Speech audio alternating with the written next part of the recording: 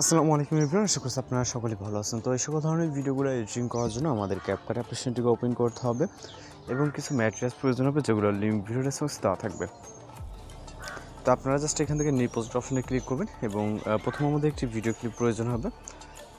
যে video ক্লিপটি select করব এবং এটাকে অ্যাড করে নিব। অ্যাড করার পর এখান থেকে আমরা চলে যাবো ইন্ডিংয়ে। ওয়াটারমার্ক অবশ্যই ইউজ করবেন। দেন ফটো সেট করার জন্য প্লাস আইকন, এরপর ফটোস অপশনে চলে যাব। তারপর এখান থেকে আমরা তিনটির মতো পিকচার সিলেক্ট করব। আপনি আপনার মতো করে তিনটা পিকচার সিলেক্ট করবেন। ওকে, অ্যাড করব এবং মিউজিক অ্যাড করার জন্য ভিডিও সিরিজ স্টার্টিং পয়েন্ট এবং অ্যাড অডিও এক্সট্রাক্টেড। মিউজিকটিকে সিলেক্ট করে এখান থেকে ইম্পোর্ট সাউন্ড অনলিতে ক্লিক করব।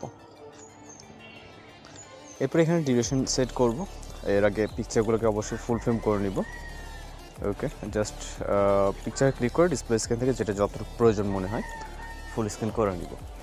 এরপর এখানে ডিউরেশন সেট করার জন্য প্রথম পিকচার ডিউরেশন রাখবো হচ্ছে 4.4।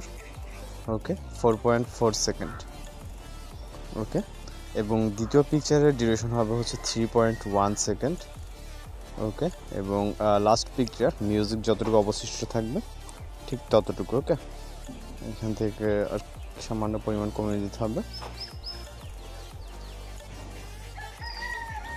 ওকে, এখন যদি আমরা বিটগুলো এখানে চেক দিই তাহলে কিন্তু অ্যাকুরেট। এখানে বিট মার্কও দেখতে পাচ্ছেন, গ্রাফস।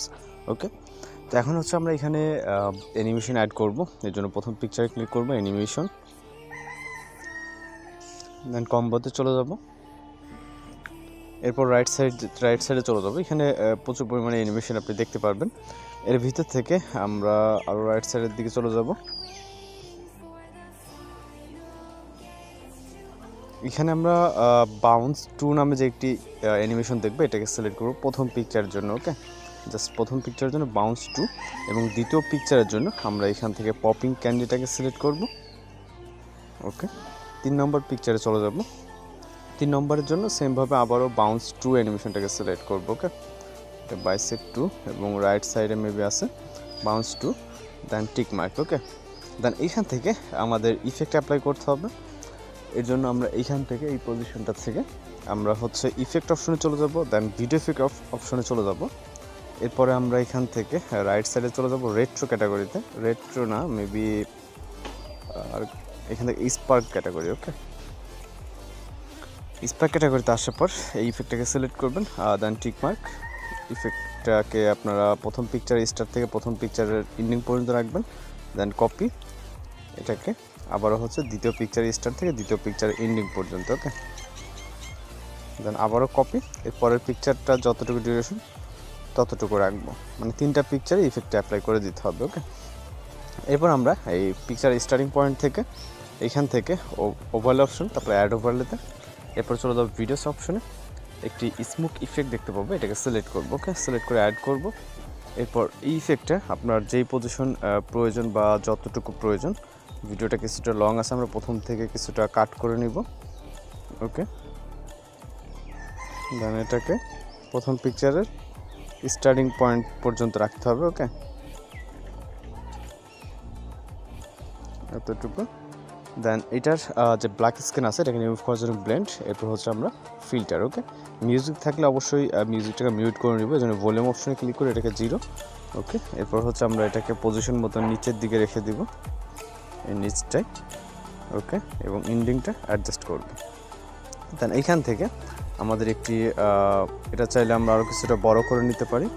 ওকে, সাইজটাকে। দেন এখান থেকে একটি পিএনজি পিকচার অ্যাড করব। অ্যাড ওভারলেতে ক্লিক করে ফটোস অপশন, দেন পিএনজি হচ্ছে শ্যাডো পিকচার অ্যাড করব। ওকে, এবং শ্যাডো পিকচারটাকে আমরা জুম করব, এটাকে একদম নিচের দিকে দিয়ে দিব। ওকে, এবং এটাকে এই পর্যন্ত।